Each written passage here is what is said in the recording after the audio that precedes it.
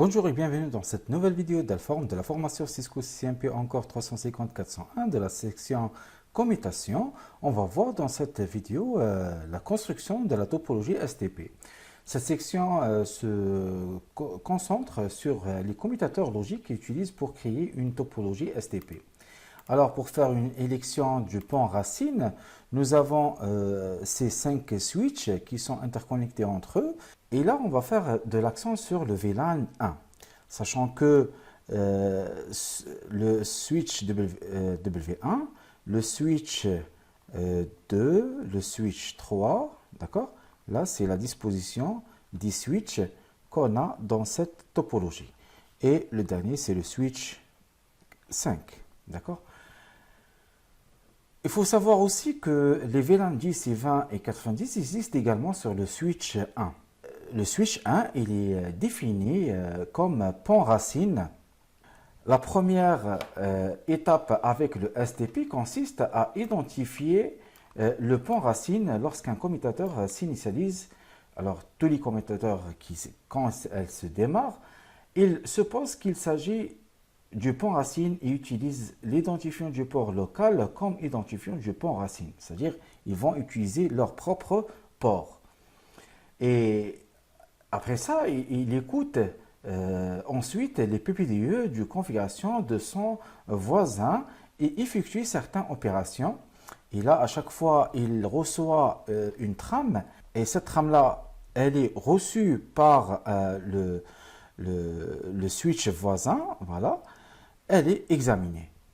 La première opération, c'est que si la PPDE de configuration de voisin est inférieure à sa propre PPDE, c'est-à-dire les informations qui sont à l'intérieur, voilà, le commutateur ignore cette PPDE. Aussi, si la PPDE de configuration de voisin est préférée à sa propre PPDE, le commutateur met à jour ces PPDE pour inclure le nouveau identifiant du pont racine ainsi qu'un nouveau coût du chemin racine qui correspond au coût total du chemin pour atteindre les nouveaux ponts racines. Ce processus se poursuit jusqu'à ce que tous les commutateurs d'une topologie aient identifié le commutateur du pont racine. Et là, le STP préfère un numéro de priorité inférieur, puis passe à une adresse MAC inférieure. Après, bien sûr, à chaque réception des PPDE, il va calculer aussi le coût. Et ce coût-là du chemin racine annoncé, et toujours, c'est la valeur calculée sur le commutateur local. Sachant que le coût du chemin racine local et le coût du chemin racine annoncé, plus le coût du port de l'interface locale. Le coût du chemin racine est toujours nul sur le pont racine. Et dans cette figure-là, comme vous voyez, nous avons que le pont racine, il a un coût 0 puisqu'il est pont racine. Et là, entre le switch 3 et le switch 5, le coût est du 4. D'accord? Alors, le coût pour de passer de switch 1 jusqu'à switch 5, c'est 0 plus 4 et ça fait 4. Ensuite, la localisation des ponts racines aussi. Une fois le pont racine trouvé, le commutateur doit déterminer son port racine. C'est-à-dire là, il va déterminer quels sont les ports qui doivent être transférer un trafic et les ports qui sont bien sûr mis en état de design et les ports qui sont basculés vers l'état bloqué. Alors, il va bien sûr, pour faire cela, il faut suivre une certaine logique. Et là, la première, c'est que l'interface associée au coût de chemin, la plus basse est davantage préférée. La deuxième, c'est que c'est l'interface associée à la propriété du système la plus basse du commutateur qui a annoncé sa propre trame qui a été annoncée et ensuite préférée. Et l'interface associée à l'adresse MAC du système la plus basse du commutateur qui est là du lanceur et ensuite c'est la préférée. C'est-à-dire là, on a une séquence de sélection. C'est-à-dire en premier lieu, c'est le coût, le deuxième lieu, c'est la propriété, la troisième, c'est l'adresse MAC, et ensuite, c'est que lorsque plusieurs liens sont associés au même commutateur, la priorité de port la plus faible du commutateur qui est annonceur est préférée. Et lorsque plusieurs liens sont associés au même commutateur, le numéro du port inférieur du commutateur annonceur est préféré.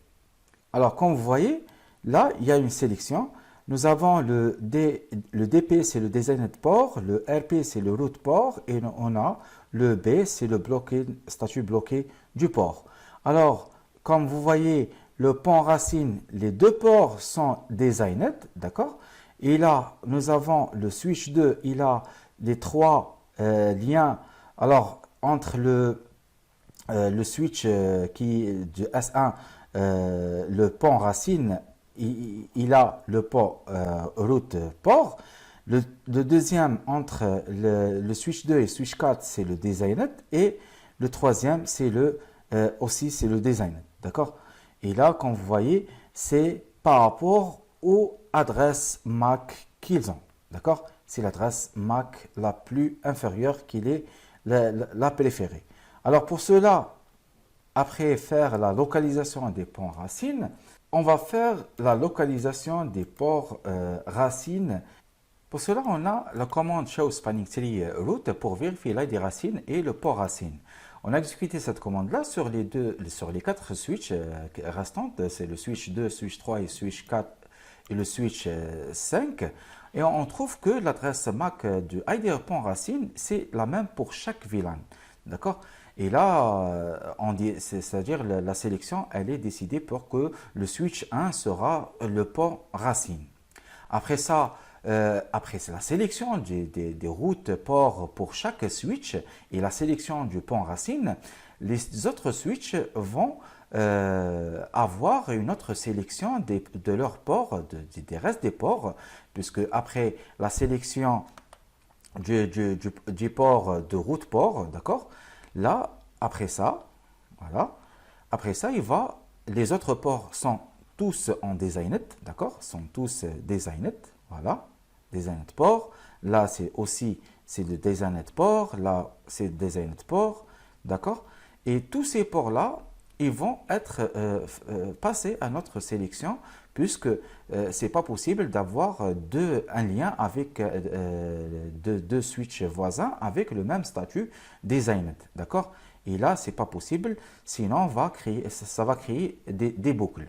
Pour faire ce filtrage-là, il va comparer le coût de chemin le plus bas vers le pont racine. Et cela, c'est-à-dire que c'est la comparaison entre un switch local avec le switch voisin. Il va voir que le coût du switch voisin elle est inférieure que le coût du switch local. Là, il va passer directement que son port, il va basculer en mode bloqué. D'accord?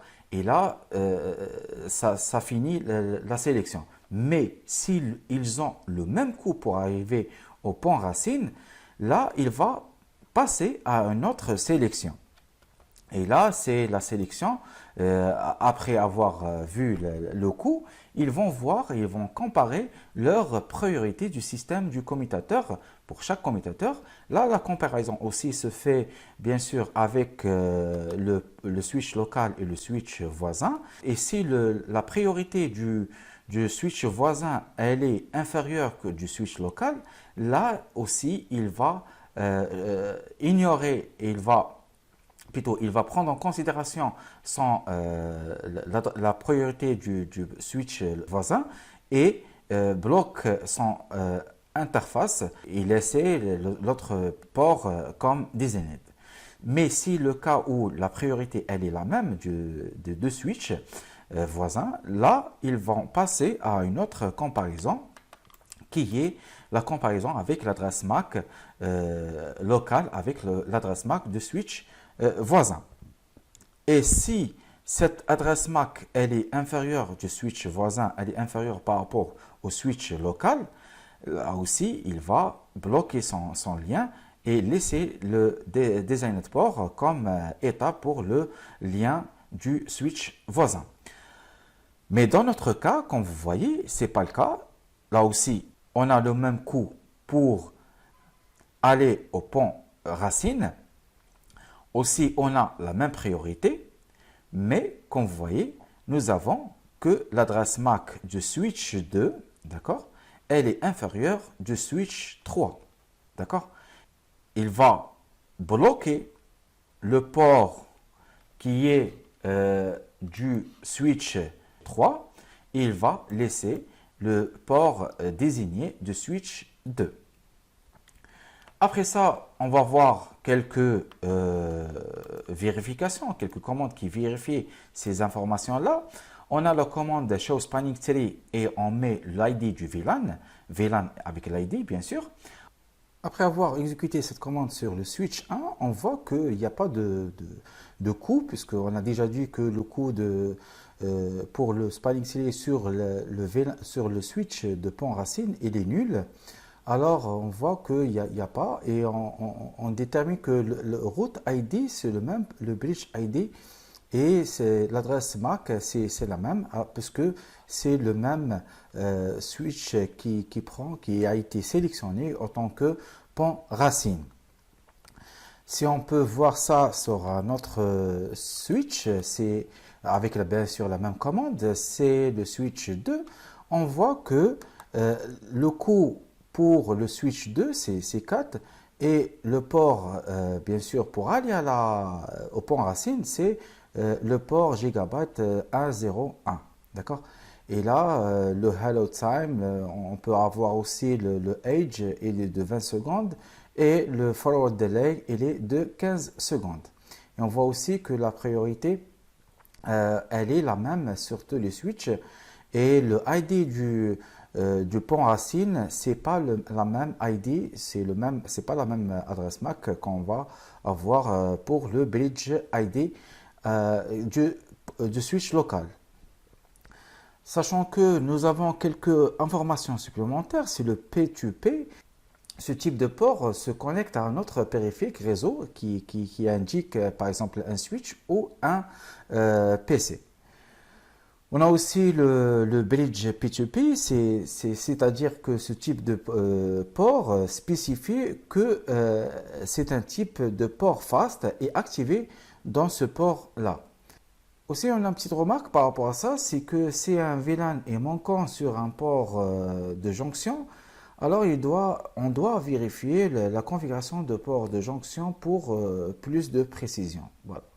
Encore, si on peut voir quelques informations de spanning tree, et là, c'est des informations qu'on peut les afficher sur une interface. Quand on voit cette commande show spanning tree interface gigabyte 101, et là, nous avons bien sûr, c'est des informations où l'état de chaque port pour chaque VLAN, bien sûr, pourra exécuter sur ce port-là. Et là, elle est bien sûr, comme on voit, elle est identique pour chaque port. On voit que le coût pour aller au port racine, c'est le 4. Aussi, nous avons la priorité number et bien sûr le type de port. D'accord? Aussi, nous avons que d'autres informations pourront être affichées avec la commande show spanning tree interface gigabyte détail. Et là, on va voir plus de détails par rapport à cette interface-là que le VLAN 1 is route forwarding pour path avec le coût de 4. D'accord? Et là, bien sûr, nous avons d'autres informations qui pourraient être utiles pour mieux comprendre le fonctionnement de notre spanning tree. Après ça, il y aura des changements. Dans le cas, il y aura des changements qui iront affecter notre protocole STP dans un switch.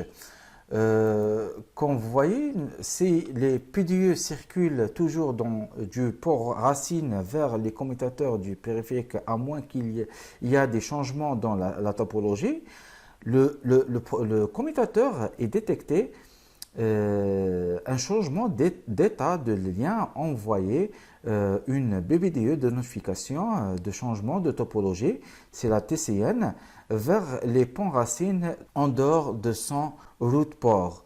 Si un commutateur en amont reçoit les TCN, il envoie un accusé de réception et transmet le TCN par son route port au port racine. À la réception de TCN, le pont racine crée un nouveau PBDE de configuration avec l'indicateur de changement de topologie défini et il est ensuite diffusé sur tous les commutateurs. Lorsque les commutateurs reçoivent cela, ils règlent leur minuteur d'adresse MAC d'une valeur par défaut de 15 secondes. Ensuite, l'appareil vide sa table d'adresse MAC et s'il n'a pas eu de nouvelles d'un appareil au cours de 15 dernières secondes, et les TCN sont générés sur une base VLAN, de sorte que l'impact TCN est directement corrélé au nombre d'hôtes dans un VLAN. Après avoir vu cette partie-là de notre formation, je vous donne rendez-vous pour la prochaine vidéo.